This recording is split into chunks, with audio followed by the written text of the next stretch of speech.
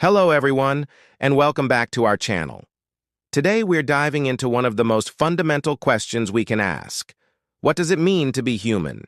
In theology, this study is called Anthropology, not the one with bones and ancient artifacts, but the doctrine of humanity. It's all about understanding our nature, our purpose, and our place in the grand story of creation. So let's start at the very beginning. The classical understanding, shared across many traditions, is that humanity is the pinnacle of God's creation. Think about it.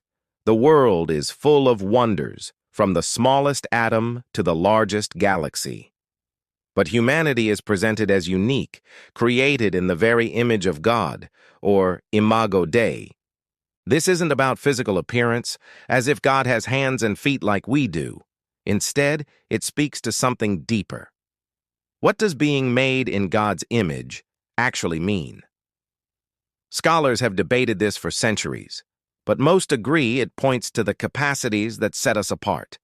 We have the ability to reason, to think abstractly, to create art, music, and literature. We can love, show compassion, and form deep, meaningful relationships. We possess a moral compass, an innate sense of right and wrong. We have dominion, not as tyrants, but as caretakers, given the responsibility to cultivate and protect the world. In essence, we are created to be little mirrors reflecting God's own character, His creativity, His love, His justice, into the world. This high view of humanity gives every single person intrinsic value and dignity. It doesn't matter who you are, where you're from, or what you've done. Your worth isn't based on your productivity, your intelligence, or your social status. It's inherent. You are valuable simply because you are human, stamped with the image of the divine. This is a powerful truth. It calls us to treat one another with profound respect and honor, recognizing the sacred spark within each person. But as we look at ourselves and the world around us, we know the picture isn't perfect. We see conflict, selfishness, and pain. This brings us to the next part of our story, the fall. This is the theological concept that describes humanity's turn away from its original purpose. It's a story of choice and consequence. Given freedom, we chose our own path, introducing brokenness into our nature and our world. This isn't just an ancient story, it's our daily reality.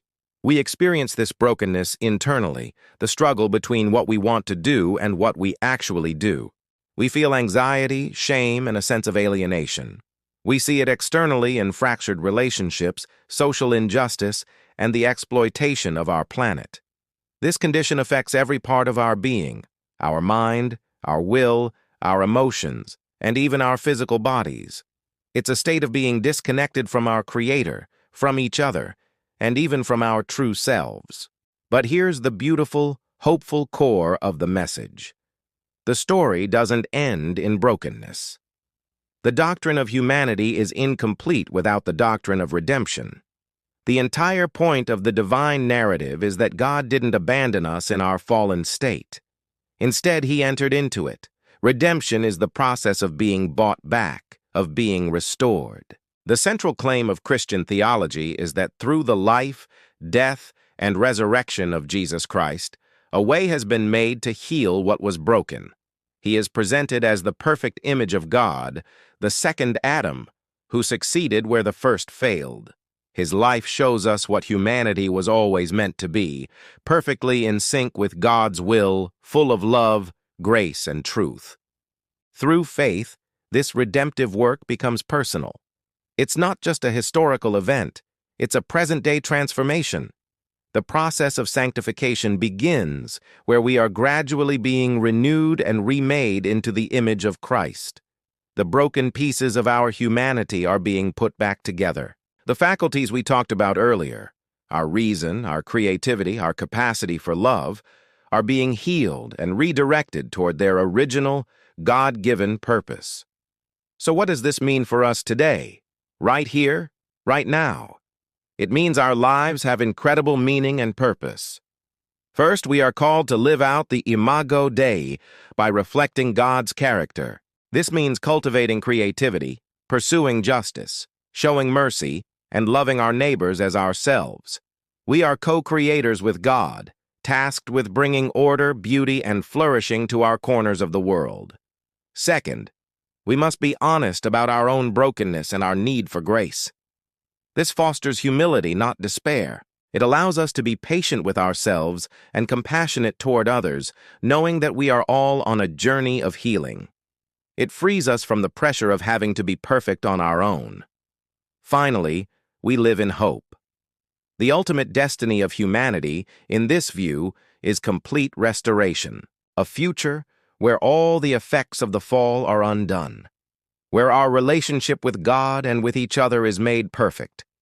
We will be fully glorified, fully human, and fully alive in the way we were always intended to be. To sum it all up, the doctrine of humanity is a powerful three-act play: creation, fall, and redemption. We are created in God's image with incredible dignity and purpose. We are fallen and broken, experiencing separation and struggle. But we are being redeemed and restored through grace, with the hope of ultimate glorification. This framework gives us a profound understanding of who we are, why our world is the way it is, and where we are going. It's a story of immense value, tragic failure, and breathtaking hope. Thank you so much for joining me on this deep dive today. I hope this has given you something to reflect on.